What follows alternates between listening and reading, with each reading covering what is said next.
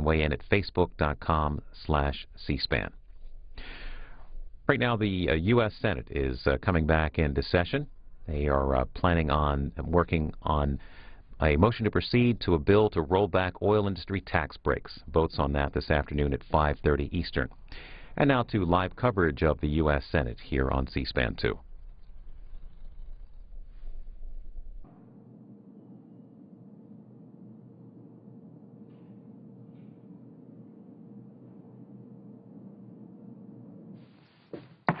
Senate will come to order. The chaplain, Dr. Barry Black, will lead the Senate in prayer.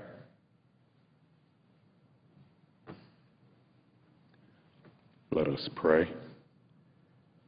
Almighty God, look beyond the harmful paths on which we have walked and see our spirits created in your likeness and longing to commune with you. Speak to our lawmakers today and teach them to listen through earthquakes, wind, and fire for your still small voice. Guide them to learn the language of prayer and daily experience its power in their lives. May they be calm when you would have them listen, and obedient when you would have them act, always eager to receive directions from you. We pray in your holy name. Amen.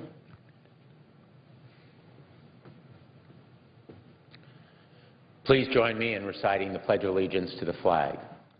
I pledge allegiance to the flag of the United States of America and to the republic for which it stands, one nation, under God, indivisible, with liberty and justice for all.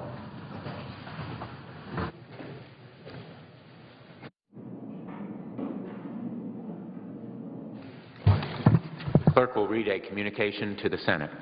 Washington, D.C., March 26, 2012. To the Senate.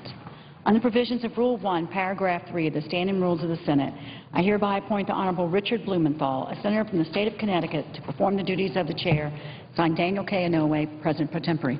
Mr. President. The Majority Leader. Following any leader remarks, the Senate will begin a period of morning business till 4:30 today. Following that morning business, the Senate will resume consideration of S-2204, the Repeal Big Oil Tax Subsidies Act.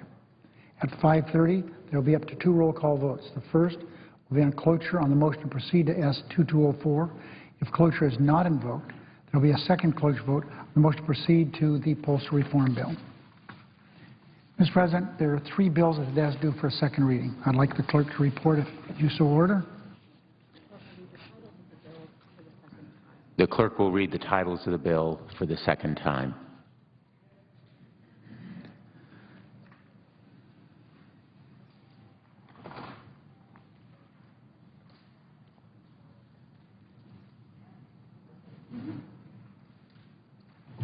H.R. 5, an act to improve patient access to health care services and provide improved medical care by reducing the excessive burden the liability system places on the health care delivery system.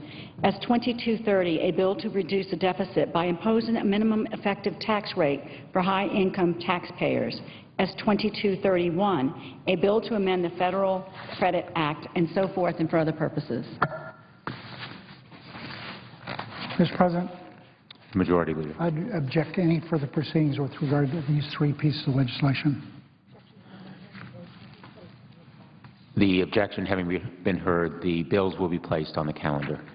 Mr. President, tens of thousands of bridges, 70,000 to be exact, millions of miles of roads across the country are in a state of disrepair. But rather than putting Americans to work fixing these roads and bridges, and of course repairing the crumbling train tracks, highways and sidewalks across this country, House Republicans are pandering to the Tea Party. They can't do a bill. They can't do a bill. They've tried. They can't do a bill. They're now not fighting us, they're fighting among themselves. As if putting the Tea Party ahead of efforts to repair our nation's crumbling infrastructure wasn't bad enough, House Republicans are risking almost 3 million jobs in the process. I was very disappointed last week to hear that the House Republican leaders will pursue a 3-month extension of the highway bill. That is, at this stage, without any suggestion that they would go to conference with us. It would seem to me that's the most practical thing to do. Have a short-term extension, and during the process of work, see what we can come up with, working together. I know this is foreign language to what's gone on in the House the last year and a half, but that would be a good idea to try that. Work together to come up with a bill, 2-year bill, 3-year bill, working together. We could do that on a bipartisan basis, as we did here. Their short-term Band-Aid bill is no solution. Communities and contractors need certainty, especially going into the summer construction season. The projects won't grow. We want to make sure that projects don't grind to a halt in 3 months because the House, once again, refuses to act. The American people certainly know at this stage who to blame because of the problems over there. It's a crisis. It's a chaotic place we find over there. They're looking to cost us 3 million jobs. 1 week remains until these projects around the country lock their gates, lay off their workers. It's time for House Republican leaders to do the responsible thing, take up a Senate-passed transportation bill, pass it. The American people are watching, and time is wasting. Mr. President, while House Republicans are squandering precious time and risking American jobs, the Senate will now move forward with a bill to repeal billions of dollars in subsidies to big oil companies. Last year, big oil raked in $137 billion in profits, more than ever before, but still received billions in taxpayer-funded giveaways. Doesn't make sense. Even with domestic oil production at its highest level in almost 2 decades, prices at the pump are rising. Oil companies are making money hand over fist. When the price of a gallon of gas goes up by a single penny, quarterly profits for the 5 major oil companies go up $200 million. So I heard on the news this morning that the price of gas the last couple of weeks has gone up 12 cents. Well, Mr. President, that's more than $2 billion for the oil companies.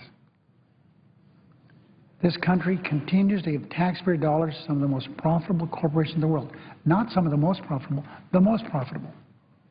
They're doing better than Google and Microsoft and all of them. They're the number one profitable corporations in the world. So it's time to end this careless corporate welfare. Mr. President. The only real way to bring down prices at the pump is to reduce U.S. dependence on foreign oil. That will take additional, responsible domestic oil production and smart investments in clean energy technology. The Senate will vote this evening to advance the Repeal Big Oil Tax Subsidies Act. This legislation ends more than $2 billion a year in tax breaks for big oil, and it invests the savings in the clean energy industry where it will grow our economy and create jobs.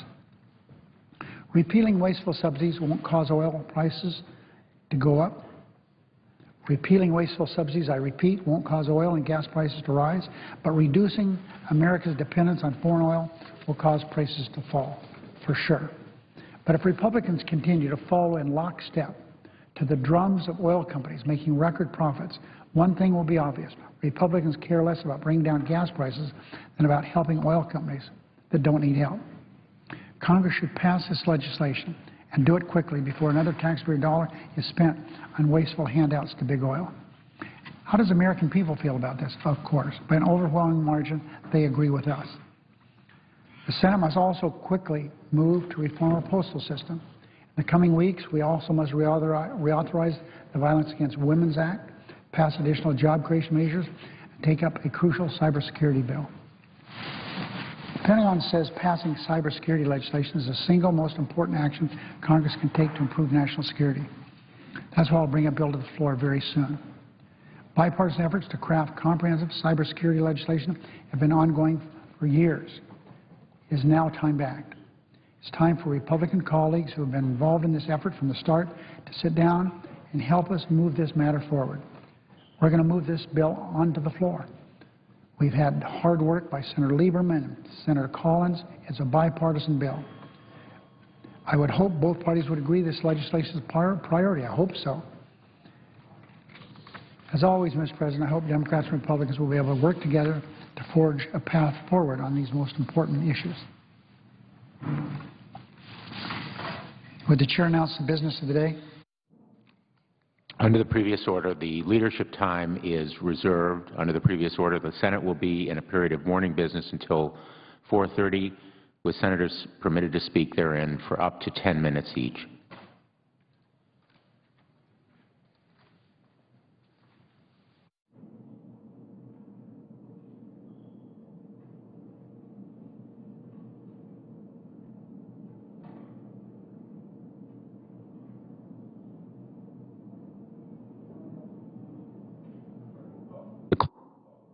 Mr. Akako.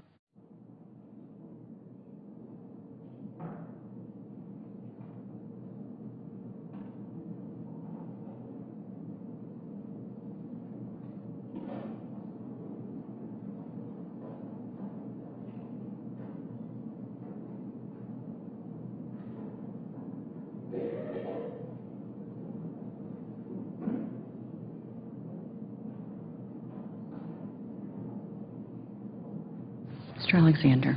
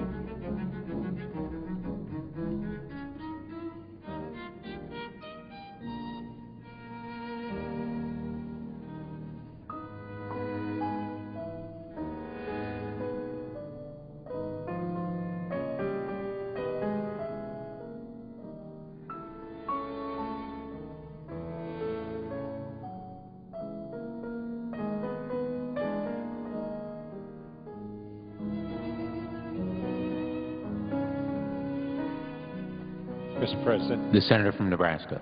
Mr. President, I ask that the forum call be set aside. Without objection. And, Mr. President, I ask unanimous consent to enter into a colloquy with my Republican colleagues for up to 30 minutes. Without objection. Mr. President, I rise today to once again speak about a topic that I've spoken to many times over the last 2 years, and that's the health care law. Today I'd like to focus on a number of aspects of the health care law, but to start I would point out that this law actually enacted the largest expansion of Medicaid since its inception in 1965. The law dramatically increases government spending. It ties the hands of states. It's going to bankrupt state budgets, and it traps nearly 26 million Americans in a broken system. Last week's Medicaid actuary report indicates that 25.9 million more Americans will be dumped on Medicaid under the new law. In the week before, the nonpartisan Congressional Budget Office pointed out that federal spending on Medicaid will increase by $168 billion. That's just compared to last year's projection. That means that this expansion alone is projected to cost the federal taxpayers $795 billion through 2021. That's at a time when not only our federal budget is struggling, but in addition to that, our state budgets are in trouble. Added up, the federal government will spend $4.6 trillion on Medicaid over the next 10 years, a staggering number, $4.6 trillion. Medicaid spending is projected to increase 35% once the law is fully implemented. So with our national debt now approaching $16 trillion and compounding exponentially, as we borrow 42 cents of every dollar we spend every day, well, instead of reining in costs, the health care law is doubling down with spending. But the Medicaid expansion did not stop with wrecking federal budget. It hammers state budgets as well. This program already consumes 24% of state budgets. The law's Medicaid expansion will force $118 billion in additional unfunded mandates on our states through 2023. The National Governors Association has weighed in on this issue, and they said, quote, "Spending on Medicaid is expected to consume an increasing share of state budgets and grow much more rapidly than state revenue growth, resulting in slow or no growth in education, transportation, or public safety." The Nebraska impact tells the story. The governor commissioned a study in Nebraska to see what the impact would be of the health care law on the state budget. Nebraska will spend an additional $526 million to $766 million over the next 10 years on its Medicaid program. The expansion could add up to 145,000 Nebraskans to the Medicaid program over the next decade.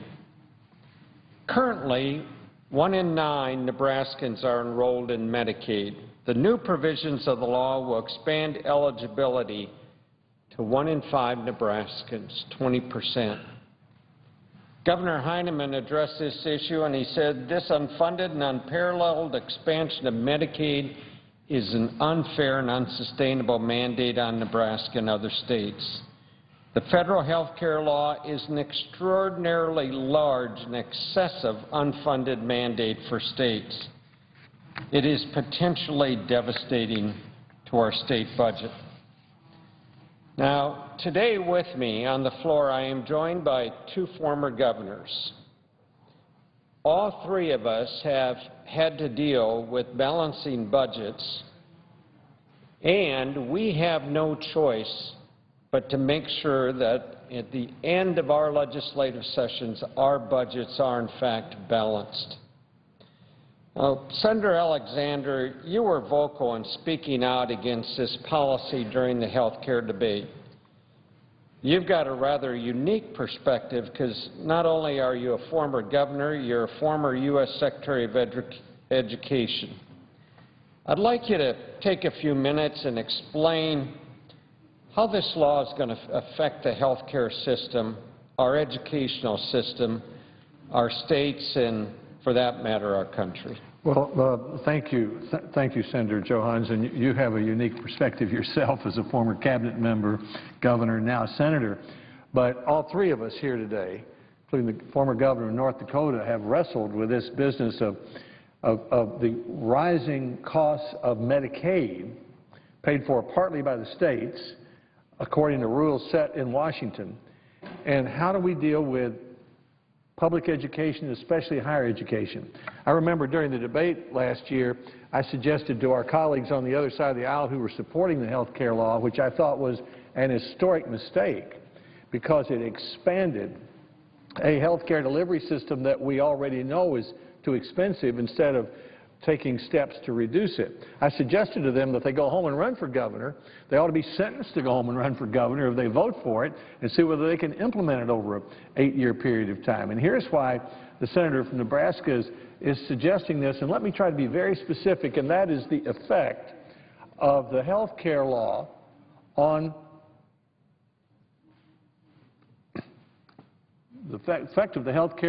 higher education in the states. Now, this isn't all President Obama's problem.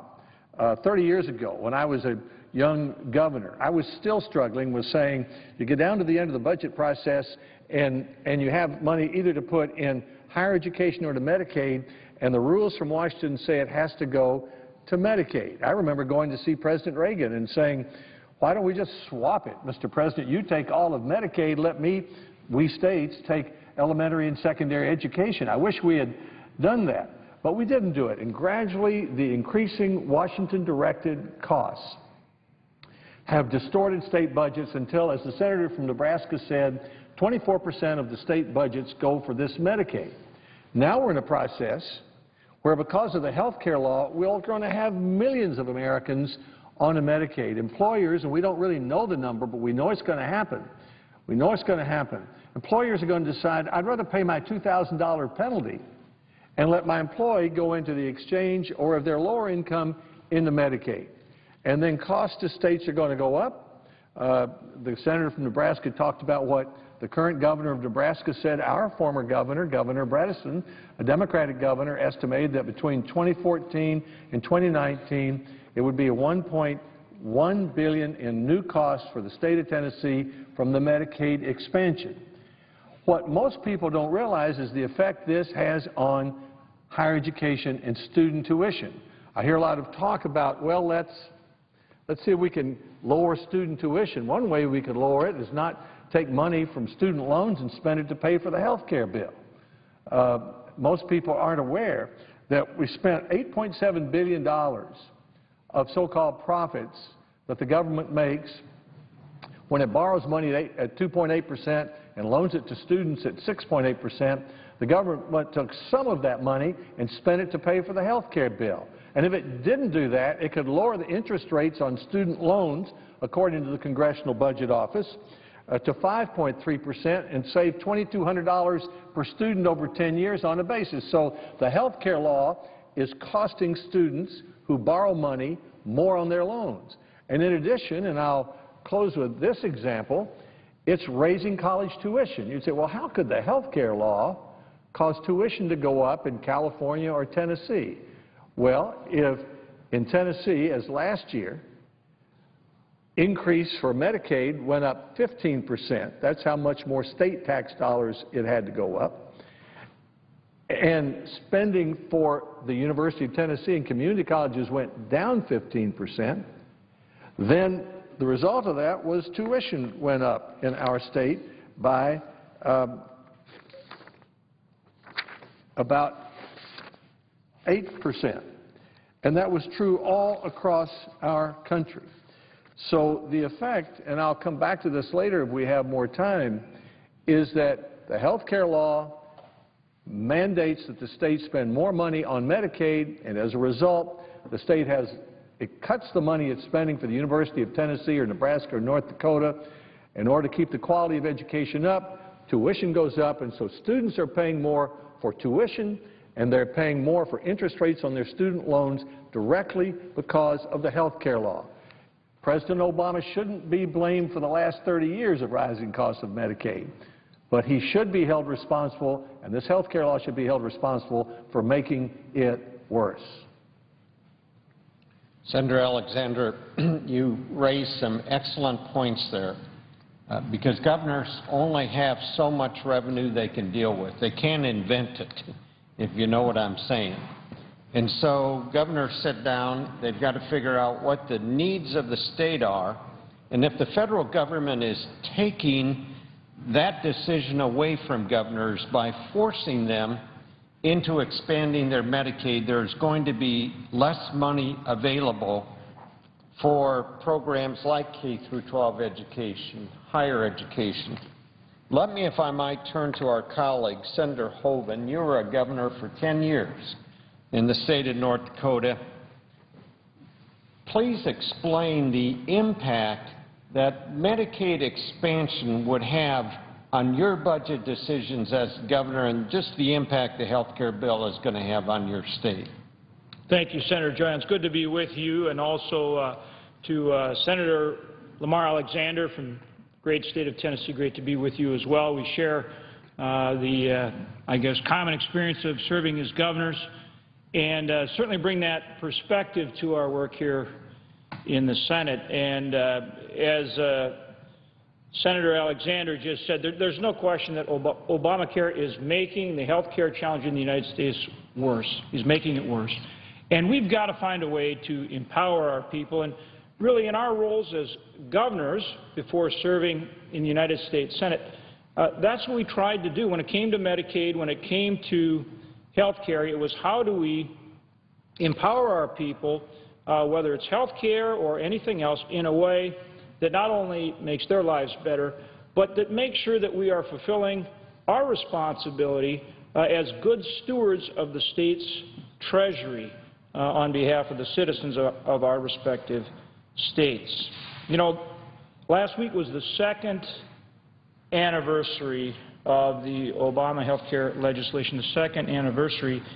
And the fact is, since that law was passed, and just a minute ago, Senator Alexander expressed some of the things that he talked about when that debate was had here in the Congress. But since that law was passed over the past 2 years, Americans have become more unhappy with the legislation. The Obama health care legislation has actually become more unpopular over the last 2 years as time has gone by, because quite simply, Americans don't want government-run health care.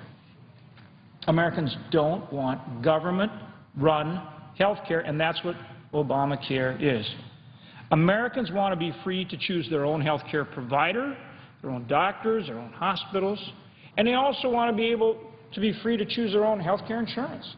And frankly, they're going to do a lot better job than having the federal government do it for them. That's just a fact. And of course, that's very much at issue now with the Supreme Court deliberations, the judicial review that they're undertaking now on the constitutionality of the individual mandate in the Obama health care legislation. And of course, the question is that individual mandate constitutional? And if it is, if they find that that individual mandate is constitutional, then is there any limit to the government's ability to intrude into the lives of our citizens? This is a huge question. And if so, what happened to the concept of limited government that was so carefully developed by our founding fathers in our Constitution? It seems to me that that concept of limited government really is gone. And that's an incredible problem for all of us that extends far beyond health care. As former governors, we understand the need to limit government, whether it's the local level. You were a mayor. Senator Johans, you were a mayor in Lincoln, Nebraska before you were the governor of Nebraska, now a senator from Nebraska, and you understand that one of the fundamental responsibilities of a mayor, of a governor, of a senator is to make sure that we honor the Constitution and we limit the power of government at the local, the state, and the federal level to intrude into the lives of our citizens. That is exactly what our founding fathers were striving to do in the Constitution, the whole concept of checks and balances. We have a legislative branch and a judicial branch and an executive branch because that creates checks and balances on the respective powers of each branch. Why? To protect our citizens, to limit the reach of government. We have a bicameral Congress, a House and a Senate, to make it harder to pass laws, not easier, to make it harder to pass laws, again, to protect the people of this country. We have the 10th Amendment that reserves powers to the state not expressly provided to the federal government, again, to limit the power of government and protect the people of this great country. And, of course, that's what we have in our Bill of Rights. That's what it's all about. So here we have Obamacare. It raises taxes by $500 billion. It raises taxes $500 billion. It cuts Medicare $500 billion. It cuts Medicare by $500 billion. And yet at the same time it places huge costs, a huge burden on the states. The CBO now estimates, Congressional Budget Office now estimates, that over the next 10 years it will cost the states $118 billion. That's a $118 billion cost to the states when they're trying to balance their budgets. They're already facing challenges balancing their budgets, and we put that kind of huge cost on them. At the same time, think of what it does to our small businesses. Now, again, as governors, I mean, I know how it was in my state. I think it was true when you were governor of Nebraska. I think it was true when Senator Alexander was Governor Alexander in Tennessee. We understood that job creation was job one, that you've got to make sure that your businesses are able to work effectively, to compete, and to employ people. That's the engine that drives our economy, that small business base. And so when we look at Obamacare, we look what it does to the states, $118 billion over 10 years. Look at the costs it creates for small business. Look at the confusion it creates trying to comply with all of this. So what do small businesses do? What do? You talked about it just a minute ago. Senator Johans, in your comment, you said, okay, so what does a small business do? Well, either A, they try to comply, that drives up their costs, or B, they cancel their insurance and they default to the government-run insurance. But it not only creates a problem for them in determining whether or not they're going to continue their health care for their citizens, which our citizens have shown over and over again they want that employer-based health care, but it goes to their very decisions as to whether or not they hire more people. So here we are with 8.3% unemployment, 13 million people looking for work, and we're going to make it harder for small businesses across this country to put them to work because they don't know if they can comply with Obamacare, let alone stand the costs. And that affects every single American. So, look, we need to change the approach, and that's what we're here talking about today. We're talking about an approach where we can empower people to choose their own health insurance and their own health care provider.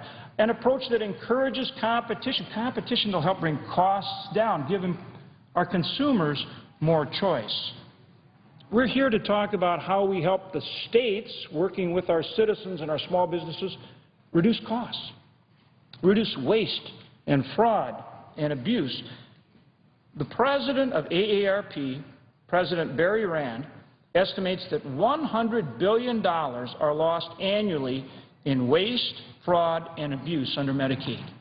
Now think what our states could do on behalf of their citizens in all 50 states if we here in the Congress, working with an administration that will work with us, would empower the states to go after that waste, fraud, and abuse by giving their citizens more say over their health care and by encouraging competition among insurance companies to really provide more choice, to provide more access, and to go after that waste, fraud, and abuse. Look, there's so many things we can do, but it's not through a big, monolithic, government-run insurance program that puts costs on the states and puts costs on our citizens. And that's what we need to change, and we need to change it now. So, again, I want to thank Senator Alexander for being here today and for his work to empower our people when it comes to health care. And also, I particularly want to thank Senator Johans for calling us together to discuss this very important issue on behalf of the people of America. Well, Senator Hoeven, thank you for your comments. You mentioned that job one for every governor is job creation. And before I turn to Senator Alexander, let me just congratulate you. Whatever you did in that capacity worked. You have the lowest unemployment rate of any state in the United States. I'm proud to say Nebraska is #2 in that regard. But I'll guarantee one thing you learn is that you don't create jobs by putting a big wet blanket of more regulations on the job creators. And I just used a phrase that I think was coined by Senator Alexander. Senator Alexander, I worry that all of these rules and regulations are going to have a very damaging impact on job creation. I'd like you to talk about that. What do you see this impact, this health care bill's impact on job creation in our states? Well, thank you, Senator Johans. I listened with interest to the former governor of North Dakota and former governor of Nebraska. Let me give you a specific example. I met, in response to your question, I met after the passage of the health care law with a number of representatives from chain restaurants. Chain restaurants, and we all, the kind we go out to dinner at a modest cost, are among the largest employers in America. They employ largely low-income and young people, people who are the waiters and the waitresses that you see when you're going to Ruby Tuesdays or O'Charlie's or one of these places is someone with a part-time job or someone working their way up. Many of these companies offer some health insurance to their employees. At one of the companies, Ruby Tuesdays, which is headquartered in Tennessee, the chief executive officer told me that the cost of the health care law to his company would exactly equal the profit of the company that year. Now, this is a company of several $billion in revenues. One of the companies that's even more successful than Ruby Tuesdays in terms of profit over the last few years and is larger told me that their goal was to have 90 employees per store, but after the health care law, they'd have 70 employees per store in order to comply with the cost of the health care law. Now, this not only raises the cost of business, but it reduces employment in the United States.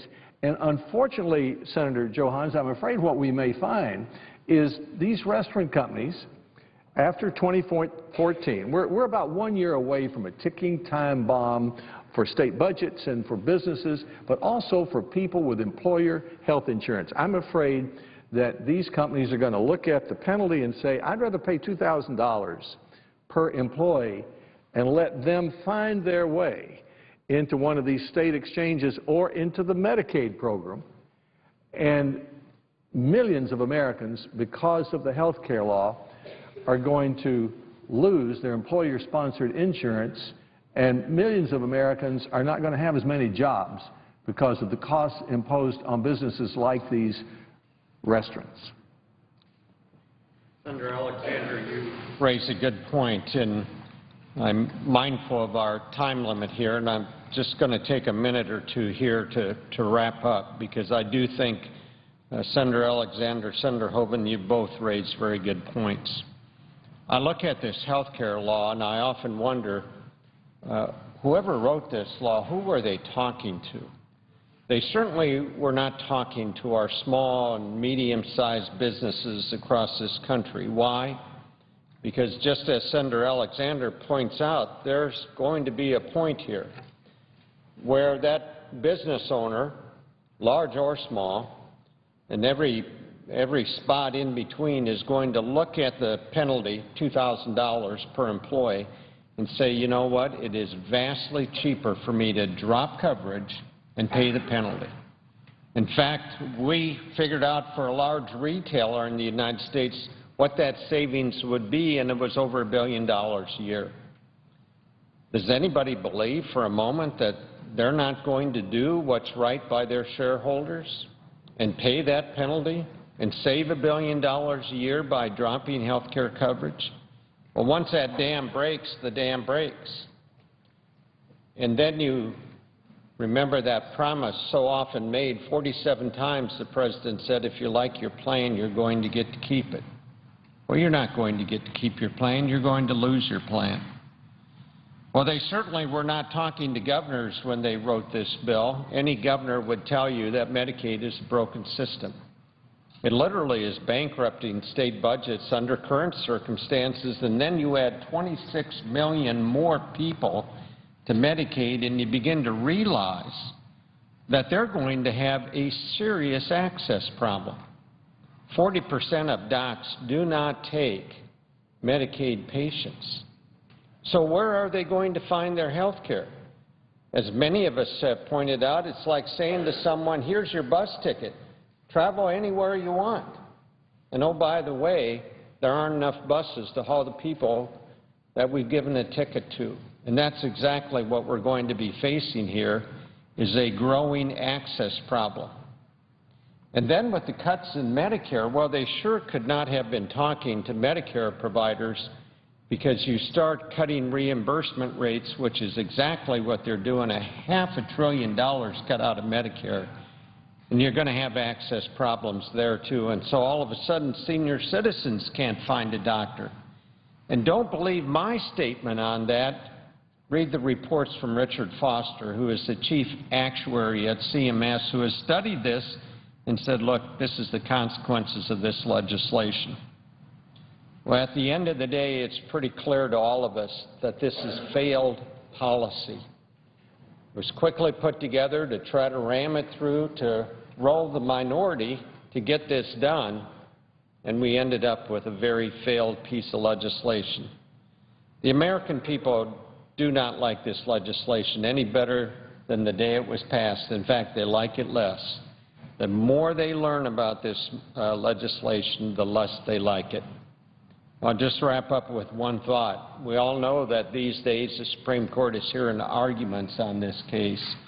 It is my hope that the Supreme Court will intervene, will decide that this law is in fact unconstitutional, and then we can build a health care law the way it should be done. A step at a time, consulting with medical providers and governors all across this country to build a policy that makes sense for our health care system and for our citizens. That's what should have been done in the first place. That's what we need to do. With that, Mr. President, I'll yield the floor, and I'll note the absence of a quorum. Clerk will call the roll. Mr. Kaka.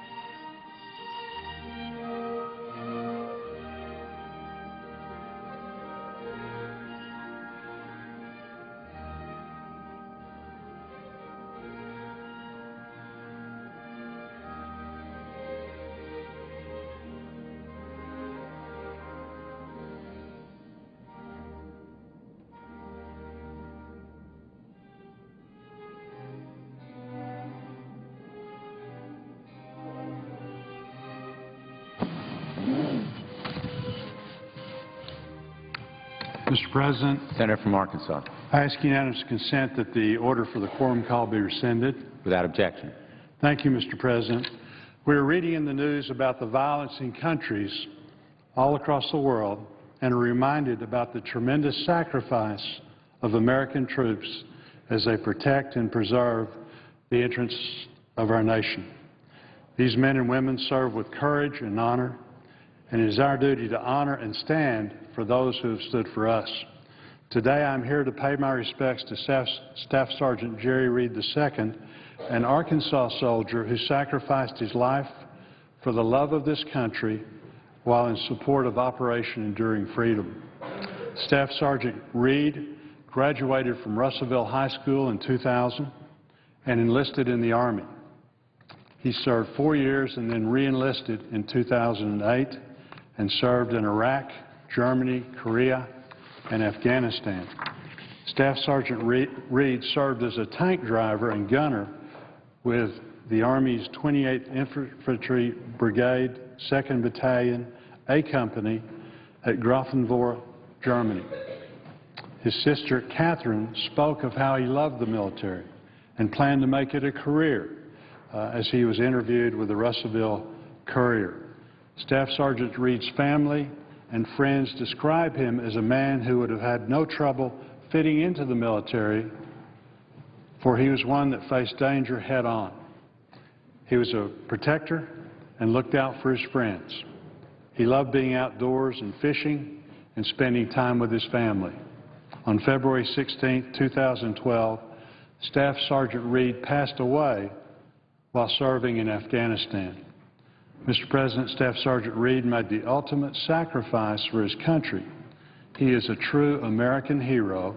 I ask my colleagues to keep his family and his friends in their thoughts and prayers during this very difficult time, and I humbly offer thanks to Staff Sergeant Jerry Reed for his selfless service to the security and well-being of all Americans.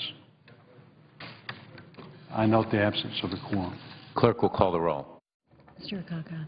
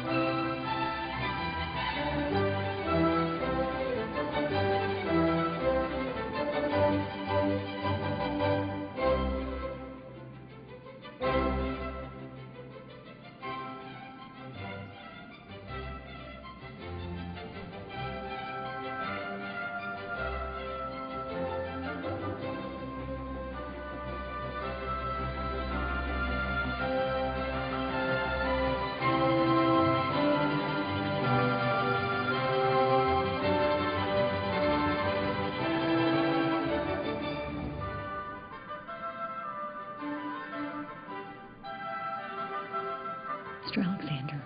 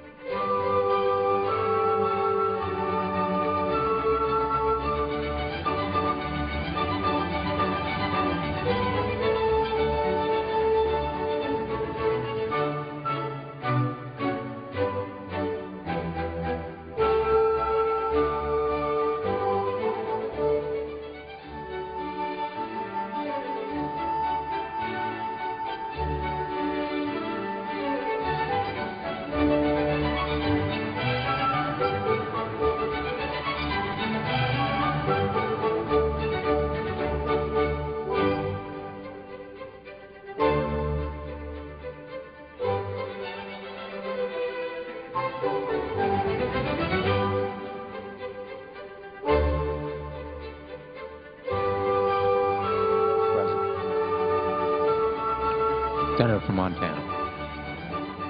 Mr. President, I ask that further proceedings of the quorum call be dispensed with. Without objection.